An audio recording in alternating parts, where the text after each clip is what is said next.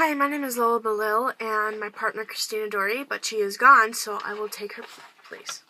So today we will be learning about the bonding of atoms. So first question, what are valence electrons and charges of ions? Well, let's start with valence electrons.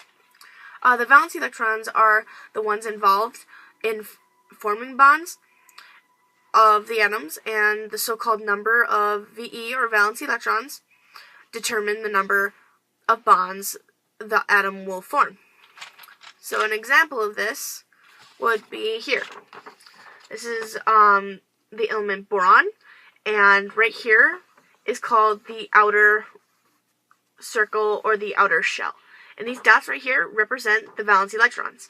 And boron has 3 valence electrons, so you would put it on the outer circle. And so then what is the charge of ion? Well, I don't have an example for you, I'm sorry, but the ionic charges are charged because electrons can be transferred. The so-called charge is produced when atoms gain electrons or lose electrons.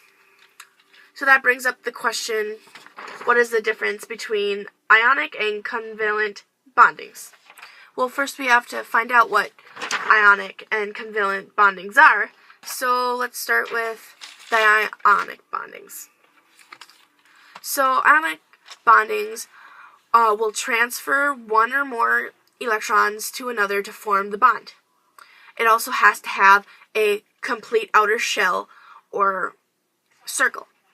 An ionic bond forms between a metal ion with a positive charge and a negative ion or a nonmetal. So an example of this would be here.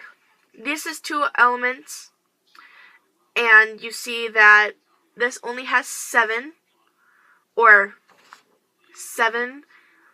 valence electrons, and this only has 1.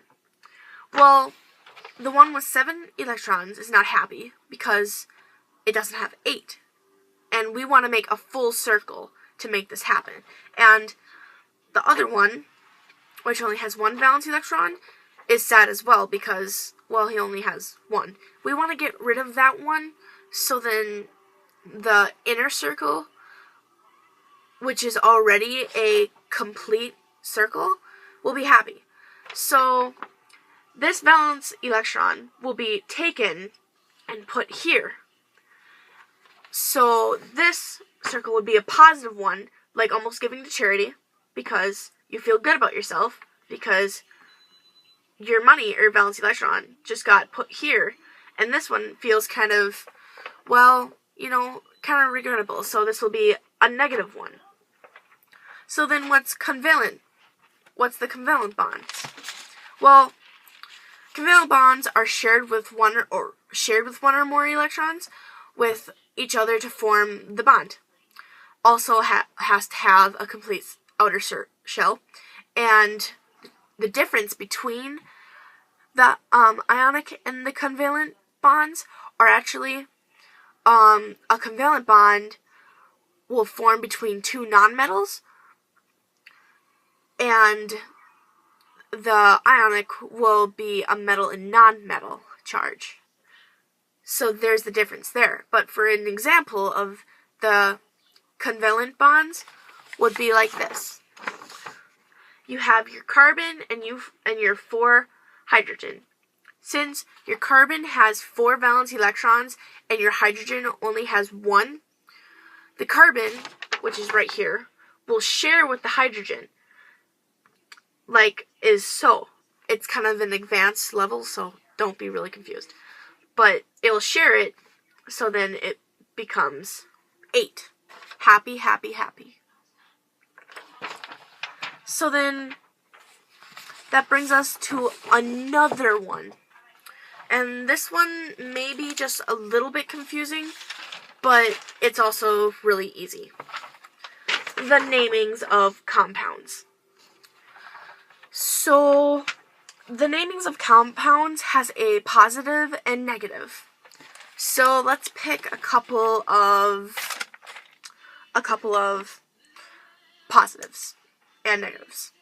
So Ca, or calcium, let's write this down here. Ca, as in calcium, will be a positive 2 because it has 2 electrons. And then we'll go with sulfur, so S, which has negative 2.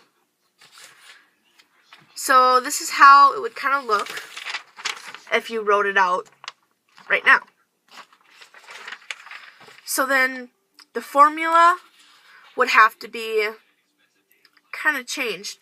You see, you would have your sulfur, which has negative 2, and you would put it here. You see? And then you would have your positive 2, and you'd put it right at the end, or in front, of sulfur.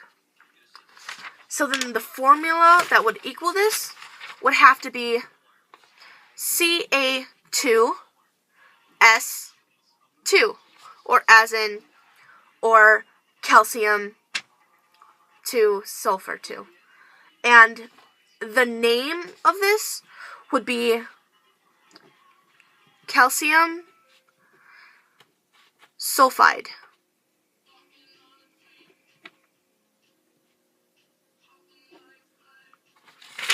Why would it be named this? Because every time you have a named compound, you have to have that wonderful IDE in there. Like, as I just showed you, the calcium sulfide, the sulfide. If you need another example, I'll show you. So let's use calcium again, Ca, and we'll have oxygen. Calcium has a positive 2, and oxygen has a negative 2. So again, as such, you will take your positive 2 and put it in front of your oxygen, and you'll put your negative 2 and put it in front of calcium. So it will become the formula, Ca, sorry, I can't really write backwards, but Ca2 and O2, or oxygen 2. So this is how it would look like for your formula once again. And then if you really needed to know, for the naming process, it would be calcium oxide, which would look like this. So this is the end of our video. Thank you very much for listening. And the end. The end.